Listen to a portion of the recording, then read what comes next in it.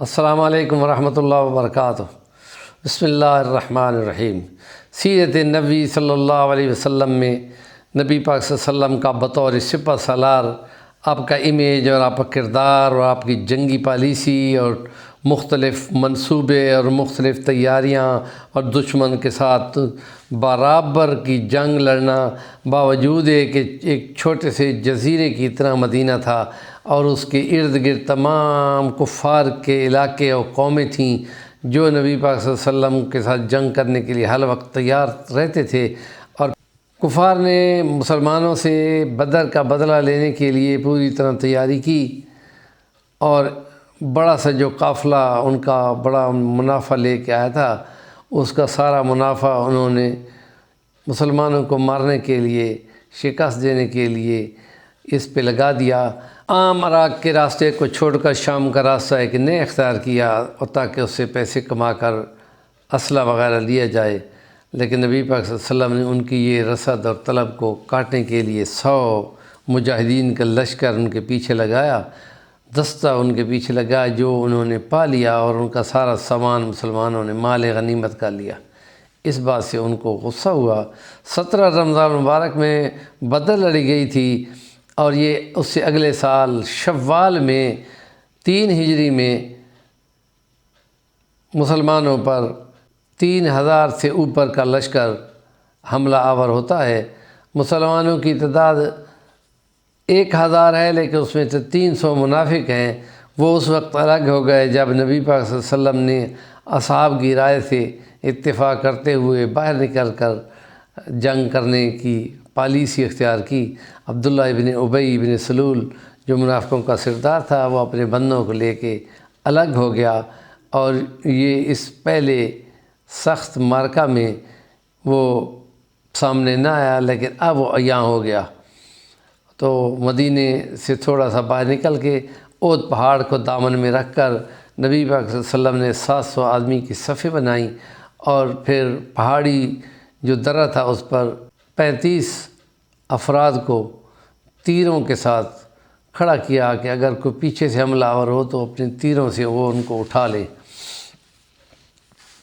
تو جب صفیں باہم آمنے سامنے ہوئیں تو اب پہلے اصول کے مطابق کفار مکہ کے جتنے لوگ آئے ان کے مقابلے میں حضرت علی، حضرت حمزہ نکلتے رہے، اور پھر ان کے 22 افراد اس طریقے سے قتل ہو گئے، تو ان کے پیر اکھڑ گئے اور وہ بھاگتے بنے۔ تو مسلمانوں نے مال غنیمت اکٹھا کرنا شروع کر دیا۔ جو پہاڑی درے پہ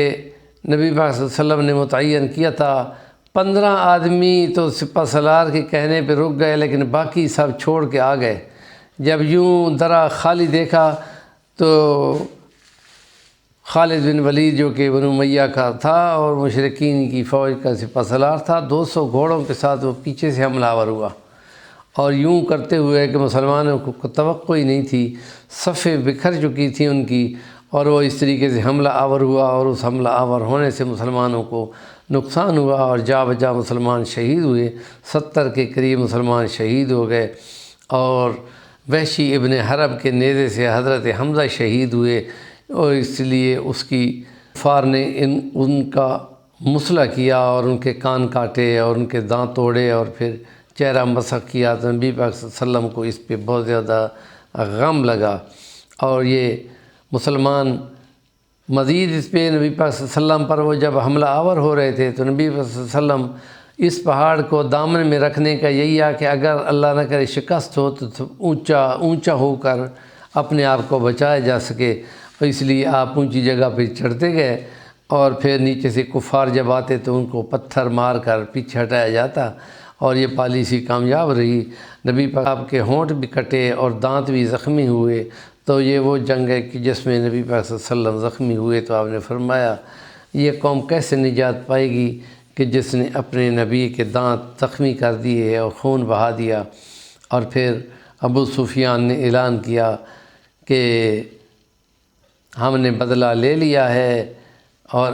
اب اگر تم نے آنا ہو تو ہم پھر مقابلے میں آئیں گے۔ تو پھر وہ نعرہ لگاتا ہوا نبی پاک صلی اللہ علیہ وسلم کے سامنے کہ نیچے آپ اونچی جگہ پہ بیٹھے ہوئے تھے، وہ نیچے جگہ پہ نعرے لگا رہے تھے، لنا عزا ولا عزا لکم اعل حبل، تو حضرت عمر فاروق نے اس کے مقابلے میں فرمایا ہم بولتے ہیں اللہ مولانا ولا مولا لکم، اور یہ نعرے لگاتے ہوئے وہ واپس پلٹ گئے اور اگلے سال آنے کے وعدے پہ وہ چلے گئے۔ تو یہ وہ جنگ ہے کہ جس میں نبی پاک صلی اللہ علیہ وسلم کی حربی پالیسی سے اختلاف کی بنیاد پر درا چھوڑنے پر مسلمانوں کو شکست ہوئی، اور اس کا تذکرہ قرآن میں موجود ہے۔ میرے چینل کا نام ہے صفی الرحمن الوانی، ضرور سبسکرائب کریں اور کام کی بات کا کمنٹ ضرور کیا کریں۔